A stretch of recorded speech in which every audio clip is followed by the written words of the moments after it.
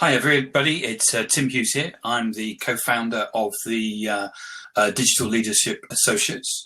I'm also the author of the book Social Selling, Techniques to Influence Buyers and Change Makers. With me today I've got Lollie Moore. She's just going to be coming on and I'm just going to invite her. So I've just sent her an invite because I believe that's the way this works. And she should be joining us in a second. Hi, how you doing? Good morning, good afternoon. Good afternoon, good morning. So how are you? Doing great today, how are you? Fantastic, fantastic. So this is my first Huzzer. I've always used Blab before. Excellent. I'm still playing with the system. Blab, it used to be, for me, very easy. You just clicked a button and off you went. There are 5 people that would supposedly have subscribed to watch. I'm not sure if they're here with us yet, but anyway, let's get on. We met on a hashtag chat on a Tuesday. It's 5 o'clock in the afternoon my time, which is the Sales Hacker Chat. Right. And you had a number of interesting things to say, which is one of the things that you said was that you thought that now in business, social was the first handshake. But before we get into that, why don't we just have a little conversation about who you are, who you work for, where people can find you, and your journey about how you got where you are today. All right. My name is Lollie Moore, and I work for Consumer Affairs. I'm the social media owner. When I got hired on, I've been with the company for a year now. When I got hired on, I was sort of working, assisting in some content writing and stuff. And my background, I was a small business owner and a tattoo artist for a decade before I started this chapter. So I have a foot in the consumer world and a foot in the business world. And social selling really allowed me to have the career that I had before this. So they saw that was really my strong suit and handed me the reins to the keys to the kingdom, the reins on all of our social media accounts. Wow. And really involved in trying to create a voice that is both professional and engaging. Consumer Affairs is a relatively young... On social, that is. And yeah. Yes, getting out there, getting to see the people, see what other brands are doing. What we do at Consumer Affairs is just kind of like a 2-pronged website. We're B2C facing. We collect feedback from consumers.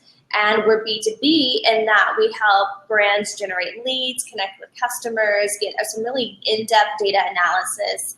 And similar to, say, like a Better Business Bureau or that type of accreditation, you're getting verification that the information, the reviews that you're getting are genuinely authentic.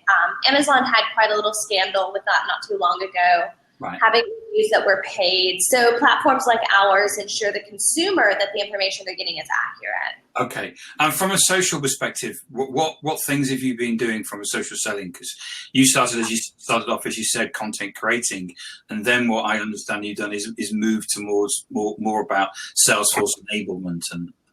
Well, yeah, I guess I just like to live in a lot of different worlds. So I do, my core team is 4 people and we're demand gen. Yep. And then I handle the social onboarding for I did our content team. I got our sales team engaged. They are now implementing Pardot and will soon be implementing Sakito, most likely, which are engagement platforms that help them tie all of these different platforms together so that you can track the social attributions and that what used to be a funnel, which is now maybe just a cyclone of consumers from beginning to end. Okay. And so when you say that you think that social now is the first handshake in that, what do you mean by that? There's, I like to think that maybe just life in general is a wonderful cocktail party, and you consider your place, how you're going to meet someone. So each platform has its own sort of vibe. So you think about the hierarchy of platforms, Twitter is the most stream of consciousness. It's the quickest turnaround. It's the fastest. You have to be witty. You really want to have your conversational banter on. You want to have your good cocktail face on. And this is a great time where you can kind of go around and go to these different circles of prospects or customers or whomever it is that you really want to be more engaged with. And in a non-intimidating, non-asking kind of way, just like, oh, hey, here I am, and here's maybe a little research you like, and I see that these So it's like what you're saying in the cocktail party is like there's a group of people, they're having a drink, you're basically going up to them, and you're not going up to them and saying, hey, I'm really witty and funny and whatever. You're just engaging with them, listening to what they're saying, that sort of thing. Yeah, and you take these little tidbits that you get from each person, and you use that as you go around the cocktail party of Twitter. And then Facebook now, I think, has kind of become just like a casual dining restaurant. Like, you don't know who you're going to see there.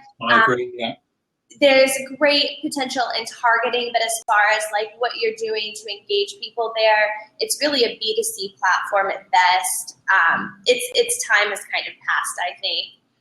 LinkedIn is definitely a business conference. You are all in the same hotel, and you really are representing very traditionally, in most senses, the business persona that your company represents. Yes. And do you have a preference in terms of platform, or do you?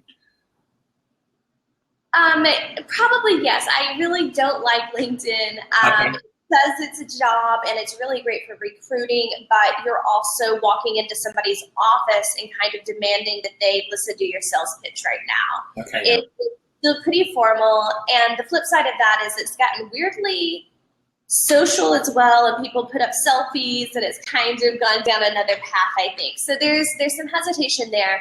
Twitter is really great because I think sometimes you can get the actual brand themselves, they represent themselves. If not, you can get to their agency and find out who you need to speak with. You have a chance to amplify their voice and show them that you have their best interest in mind. By sharing their voice, you're definitely getting their attention, and you're giving value before you're saying like, oh, hey, now I have this for you to look at.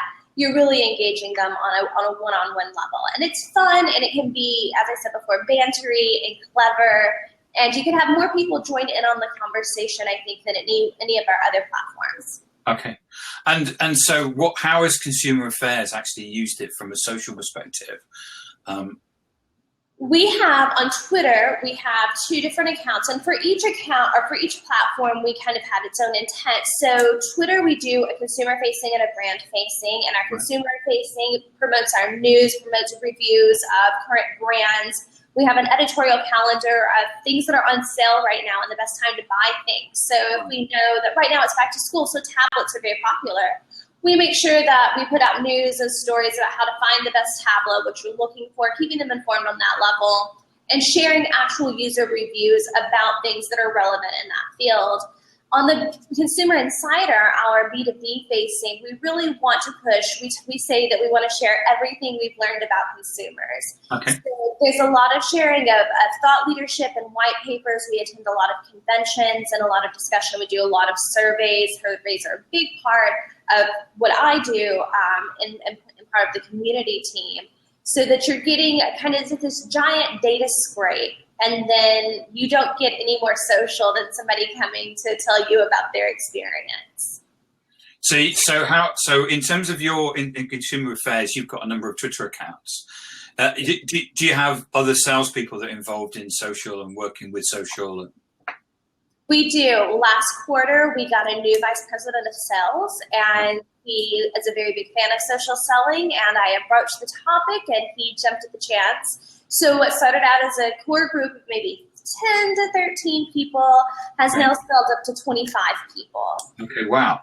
Yeah, I still assist them with copy. There are some accounts that I do hold all of the strings on, and there's some accounts that have the people themselves understand social selling. You really have to want to engage with people. You have to like to talk with people. And I would say I have a superstar story. A guy named Patrick started. He never tweeted, never had a Twitter account, wasn't even in any sort of sales position before he came here. We got him onboarded, got him set up with Twitter, got some best practices going on, and he has skyrocketed. He's getting inbound leads left and right out of this. He had just a great scale of followers, a lot of thought leaders, because he was sharing content, so they were respecting what he had to say and wanted to engage with him when he reached out via LinkedIn or direct email or whatever then. I love the fact that you're getting inbound. I mean, I think it's so critical for people that, that they just don't have a static social face, but there's actually an interaction, and then people actually are coming to you. Yeah, part of our strategy on social media when we're prospecting or when we're actually kind of engaging a brand, we know that maybe they've done our free trial or whatever, we consistently share actual reviews from their consumers on our social media platform as an advocate for them. And it's not always positive. There's no polishing anything. It's simply what it is. I mean, we don't trash talk anyone, but if we see they've gotten a number of reviews about a certain issue, then we want to be able to help them out and showing them that we actually do care about them and their customers. You're far more likely to be susceptible to wanting to hear more about our platform. Okay, and you talk a lot about, or have talked a lot about customer service, social assist, and actually educating and helping the consumer. Is that something that also is, in effect, people are coming to you and seeing that as they're going out doing their own research on social, and then that's driving them to you? Yeah, because our social accounts do rank high, have high domain authority, people discover us there, and we get a lot of reviews. People just very frustrated, and you can see the chain of command and how it's fallen through the cracks for another company's customer service, and I'll just call them Athletic Company. So Athletic Company is getting tweeted to every time this consumer tweets to them about this issue, which is a consistent issue. Our website also carries consumer news and recalls. So I've seen this recall come up. This customer has contacted Athletic Company numerous times. And Athletic Company, though a multi-million-dollar business and supposedly very engaged on social, never they never engage. And this customer now I refer them to our site so they can go leave a review. And they feel like they're heard and they feel validated, and they really are doing their best to help other consumers prevent the same negative experience. So it's really helped us grow our community. We don't have an active community the way Travelocity does. No. At this point, we're still a little young for that, but we have an active panel of reviewers that are very engaged, and we get almost 8 million viewers a month on our website, and hundreds of thousands of reviews on everything from consumer goods to people will write us that a used car lot messed them over. And we have to say, we're sorry, we can't help you there. But, here's other avenues that you can go down. We really want to be a resource for the consumer. Okay, good. And when we talked also before the call, there was a number of things that you raised in terms of you were actually seeing an uplift in sales, or is that something that you've seen? Or? Yes, I think when we first started social selling, and our CEO even in particular kind of poo-pooed the idea that social has any sort of ROI. And it's understandable. It's not the same as a direct 30-minute phone call where someone is ready to sign with you. But it does create a brand awareness. It creates a brand trust. And we've had closed accounts that were maybe on the cusp, weren't so interested, almost there. And because we were engaging with them socially and sharing their voice, they were like, okay, this company actually engages.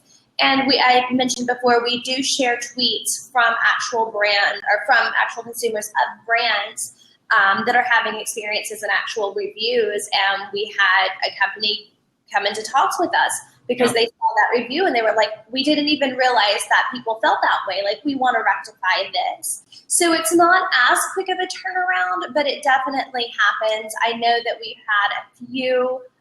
We have a company that we're in talks with right now that is really a model for the way our company is run in terms of a flat floor plan and a very flexible culture. And they hadn't really been so engaged with us before, but because we kept pursuing them on social, we were like, okay, we need to take these jokers seriously. We really need to go here. So it gets the ball rolling, and it's that last little push as well. Okay. And you know, can you talk me through in terms of some of the things that you're doing in terms of enabling the salespeople and making sure that they've got the right content to go through the process, how you're onboarding them, and what are you doing socially? Because a lot of the people that listen to this, you know, they haven't got a social selling program, so they're interested in hearing what other people are doing. Absolutely. The number one thing that simplified everything when I was a small business owner, social media was everything to me. So having a methodology for things really makes it as perfect and as flawless as possible. We have a cascade. Each day has its own content. So on Monday, we will share content on how to have a better return on your call center. So Okay. every Monday will be like a way of saving money. So there's a kind of a theme each day, and the material that we share around that stays within that realm, and people understand like, okay, well, this is valuable information. And in terms of the sales team, our teams are now divided up, and they each have their own target verticals. And right now we use Meltwater to find influencers and thought leaders.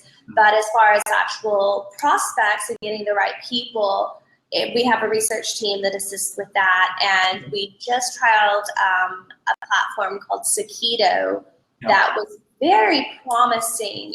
And I can't say that we're going to sign yet because we had that discussion on Friday.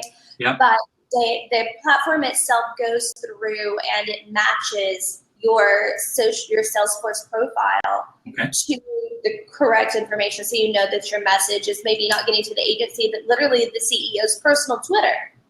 Okay. Fantastic. And the other thing regarding content, we have a best practices document that says like, these are the characters, this is the best way of laying it out, here's the best way to do it. In the beginning, I handled everybody's stuff, and I have a pretty extensive library built around a lot of our living topics. So they can take this content, they can just tweak it a little bit to make it their own and put it out. And it keeps the voice consistent, and everybody kind of gets a level playing field, because not everyone's as strong of a writer as others. And that can definitely be damaging. If you see something out there with a bunch of grammatical errors, no matter how great the content is, you're probably not even going to want to check it out. I agree. Yeah. So we're now we've done 20 minutes. So just one final question before I get you to go through again your contact points and stuff. Just one final question. So to the people out there, if they're working in an organization and their senior management don't get social, what would you say to those people, and what advice would you give to them? There is nothing about any selling that's never been social. That at no point from 3 cocktail lunches to extensive business dinners, it's always been a social adventure here. And this is just a new way of engaging this adventure. And anytime I meet resistance, one of my mentors here taught me early on, as a startup, you're always running to catch up with yourself. Yes. And if someone says no, you wear the bastards down. Okay. So if senior management isn't interested and they don't see any sort of investment on this, take examples of your competitors that are doing it, or even better, competitors that haven't yet begun doing it. Looking at large scale brands like we see GE and Kraft, and any major Coca-Cola is a perfect example. Very early adopters, great presence, create this sense of community and brand loyalty. And when your sales team gets involved on the flip side of that, then you're coming at them from 2 sides. And just keep explaining it's not going away. And these reviews that exist online right now, and social is a great way of finding those. These reviews aren't going away, and in 5 years, they're not going to be any less interested or have a lower domain authority than they do now. So if you're not really actively listening out there, just as you always have with a customer, you're leaving money on the table in a big, big way. Right. But definitely, I just approached it and was like, hey, these are what our competitors are doing. I think we can do even better. And hear what some really big brands are doing that have been successful, and who doesn't want to be successful. Yeah, absolutely. Yeah. So where can everybody get hold of you? What's your Twitter address, and where can people get hold of you? I'm omnipresent. I'm everywhere all the time. You can find me on Twitter at @LollieCake, LOLLIE Cake. Also Consumer Affairs, and @Consumer Insider on Twitter. Those are our brand handles, and any questions you have, I'm more than glad to talk about that after this. You can find me on LinkedIn. My last name is Moore, so I'm Lollie Moore on LinkedIn, and I'll be friendly there too, I promise. And if you're still old school and on Facebook, Lollie Moore as well. So easy peasy. Lollie everywhere. Take care. I'm always that girl. You can check out our website, consumeraffairs.com. Our brand it's one word. We have consumer resources and news updated daily from journalists across the country. We have the latest in recalls, of course, tons of reviews and lots of how-to and buyer's guide. It's really important that we offer value to the consumer. We're not just, we're not a complaint site. We're not pissed consumer. We're not a place where people come to rant. We're a place where people come to get feedback, to connect with the brand, to hopefully resolve the issue, and to be able to get more information on the things that they're considering purchasing. That as technology changes, there's been a lot of upgrades in wireless home security and appliances and things like that. Like, if we don't trust brands, and our studies show that consumers don't trust brands anymore, they trust other consumers, then this becomes a critical website for you to make the informed decision before you invest that money. Great, Lollie. Thank you very much for your time today. Have a good day. We're going to have a great afternoon. It's Timothy _Hughes here, speaking from the UK, and I'm going to stop the broadcast.